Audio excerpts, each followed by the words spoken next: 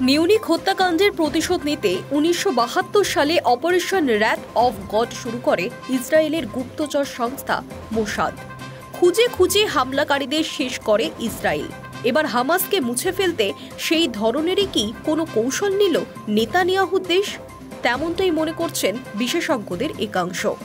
মঙ্গলবার কাতারের রাজধানী দোহাতে পরপর গোলাবর্ষণ করেছে ইসরায়েল। হামাস নেতাদের শেষ করতে এই অভিযান চালানো হয়েছে বলে জানিয়েছে ইসরায়েলি ডিফেন্স ফোর্স।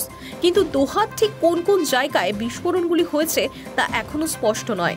ইসরায়েলের সেনা তরফে জানানো হয়েছে হামাসের উচ্চ পদস্থ নেতাদের খতম করতে আইডিএফ এবং ইসরায়েল সিকিউরিটি এজেন্সি দোহায় অভিযান চালিয়েছে।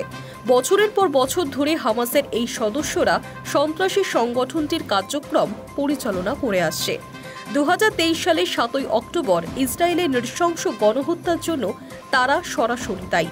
পাশাপাশি ইসরায়েলের বিরুদ্ধে তারা যুদ্ধ জারি রেখেছে। জানা যাচ্ছে রবিবার দোহার একাধিক স্থানে গোলাবর্ষণের শব্দ শোনা গিয়েছে। এর জেরে আকাশে কালো ধোঁয়াও দেখা গিয়েছে বলে খবর। তবে এই ঘটনায় কারো মৃত্যু হয়েছে কিনা তা এখনো স্পষ্ট নয়। ইসরায়েলের এই হামলার কড়া নিন্দা করেছে কাতার। কাতারের বিদেশ মন্ত্রকের মুখপাত্র জানিয়েছেন, ইসরায়েলের এই হামলা কাপুরুষতার পরিচয়। প্রসঙ্গত, হামাসের নির্বাসিত নেতাদের ঘর হলো কাতার। গাজায় হামলার অনেক আগে থেকেই বছরের পর বছর ধরে প্যালেস্তাইন এবং ইসরায়েলের মধ্যে আলোচনার মধ্যস্থতাকারী হিসেবেও কাজ করে এসেছে দেশটি। ১৯৭২ সালে জার্মানির মিউনিখ অলিম্পিকে ইসরায়েলি ক্রীড়াবিদদের হত্যা করে ব্ল্যাক সেপ্টেম্বর নামে প্যালেস্তাইনের জঙ্গি সংগঠন। এরই প্রতিশোধ নিতে অপারেশন র্যাথ অফ গড শুরু করে ইসরায়েলের গুপ্তচর সংস্থা মোসাদ।